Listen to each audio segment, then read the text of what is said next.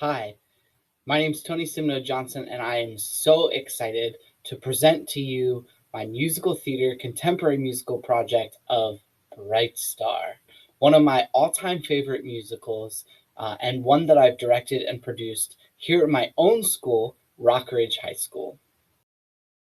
You got the charm, you got the I got to let you go. Something tells me you'll be alright. Something tells me it's gonna be okay. Bright Star is such a beautiful story. I love it so much, and I can't wait to share with you why I love it throughout this presentation today. Bright Star was written and composed by Steve Martin and Edie Brickell. When Steve Martin was asked what it was like to write Bright Star, he wrote, "If they told you how hard it'd be, you'd never do it." Coincidentally, Steve Martin, an avid banjo lover, also played the banjo in the Broadway production. Bright Star was workshopped at the New York Stage and Film Festival at Powerhouse Theater at Vassar College in 2013, where it made its debut. After a series of rewrites, it opened at the Kennedy Center here in Washington, D.C. on December 2nd, 2015, with the hopes of launching to Broadway. It made its Broadway run almost 2 years later on February 25th, 2017, and opened on March 24th. I managed to see Bright Star in May of that year, and it closed on June 26th after only 109 performances. It didn't do well with the critics. The Broadway tour cut through the country on October 11th, 2017, and in this version, they moved the intermission. And then finally, I had the opportunity to work with Theatrical Rights Worldwide to create the high school edition of Bright Star and premiere Bright Star, the high school edition, at the International Thespian Festival in 2019. Bright Star was touted by critics as having too complicated a plot and yet a predictable ending. However, I believe it can still be done well. It can simplify the plot, tell a good story, and not reveal the ending. Bright Star follows a young woman named Alice in two time periods. The play dances lightly between 1923 Zebulon, North Carolina, and 1945 Asheville. In 1923, Alice, a young woman, falls in love with Jimmy, the mayor's son. The two of them have a baby. While pregnant, the mayor sends Alice off into the woods at a cabin to have her child, where he steals the baby away and throws the baby off a train bridge. In 1945, Billy, a young man returning from World War II, has lost his mother and is grieving the loss of his mother. In an attempt to find out what he wants out of life, he discovers that he wants to be a writer and travels to Asheville in order to become a professional writer, where Alice is the lead editor. The two dance between 1923 and 1945. In the end, it is discovered that Billy is Alice's child and that the child was saved by his father, by a man who became his father and took in the child as their own. They end up becoming a happy family in the end, and just leaves the audience feeling really joyful. Bright Star was birthed in true folk tradition. Artists came together, played music, told stories. This was remarkable because it happened in 2013 when we are inundated with technology.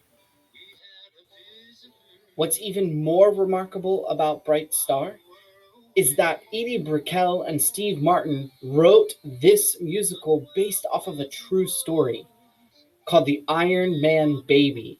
which was a newspaper article published in the early 1900s about a young child that was found at the base of railroad tracks who was discarded by being thrown off the bridge. As a result, Edie Brickell wrote a song with Steve Martin called Sarah Jane and the Iron Mountain Baby Song. It was so successful, they turned this into a full concept album called Love Has Come For You, based off of their passion for bluegrass music, love of North Carolina and the Appalachian folk music, and also this story. It was such a huge hit. The two of them continued, and they ended up creating the musical Bright Star. So I like to talk to you now about how Bright Star fits into the canon of musical theater and what preceded it to make it possible. First and foremost, one of the most unique things about Bright Star is the fact that a live bluegrass band lives on stage and moves around the stage inside of a set piece. It's really unique, and it makes it really feel like the band, the music, is living and a part of the story. We first discover really the live musicians on stage during musical reviews of the Jazz Age. From there, and through the creation of plot, we started to develop what was called concept musicals. Bright Star is a concept musical taken from the Iron Mountain Baby newspaper article. Right after World War II, the Jazz Age transformed into what is now called bluegrass music out of Appalachia, young men coming home and telling stories of World War II and doing this through music, particularly stringed music like the banjo. We first see on Broadway hints of country and bluegrass music in the musical Oklahoma, one of the first book musicals on Broadway. We then see this over and over and over again, and I'll show you a slide in one moment of what that looks like. Bluegrass turns to folk, turns to rock music on Broadway, and that is how we get to the pop rock musical. And Bright Star is digging deep into Broadway's past and history to honor the work all the way back to the musical reviews with the live band on stage up through Oklahoma with the introduction of country musicals. Even though there has been a history of bluegrass and country musicals all the way back to Oklahoma, they tend to not do very well on Broadway today. The New York Times has a really interesting read that I've placed in the discussion post that I'd love you to take a look at about why they theorize why Broadway musicals don't do well when they are country or bluegrass. Country music has been making its way to the Broadway stage ever since 1943 with the production of Oklahoma, and then again in 1946 with the infamous Annie Get Your Gun. From then on out, a country or bluegrass musical has hit the stage about once every decade and has been met with some level of success, starting with Paint Your Wagon, onto Robber Bridegroom, Big River, and Ring of Fire, and finally Bright Star. As I wrap up my presentation on Bright Star, the musical, I just want to take a moment to let you know that if you ever get the opportunity to workshop a musical with a royalty company, it is so awesome, and I say go for it.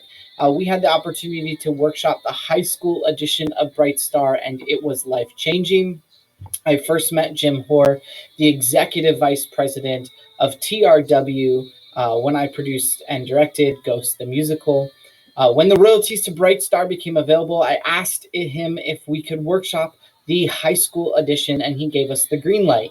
We were able to move the intermission back to where it was in the Broadway version, do a couple of rewrites of some intimacy scenes, and provide clear direction and set designs for other high schools to make it applicable for their own schools to be able to produce in their hometowns. Having the opportunity to produce and direct Bright Star was one of the highlights of my high school directing career so far. The students loved it. I highly recommend it for your schools as well.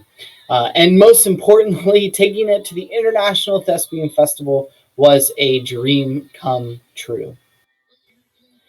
That wraps up my presentation of Bright Star the Musical, written by Steve Martin and Edie Brickell.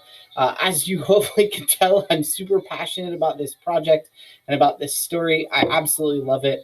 I do have a discussion post for you, and I just want to know from you why you think country music and bluegrass music doesn't do well on Broadway. Why do you think that is? There is an article written by the New York Times posted in the discussion post.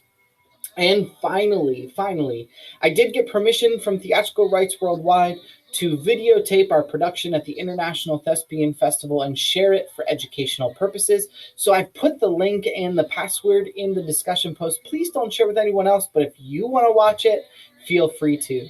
Thank you all so much. I can't wait to see you all this summer. I look forward to creating art with you and to learning more about theater education and seeing all your presentations about awesome musicals of today.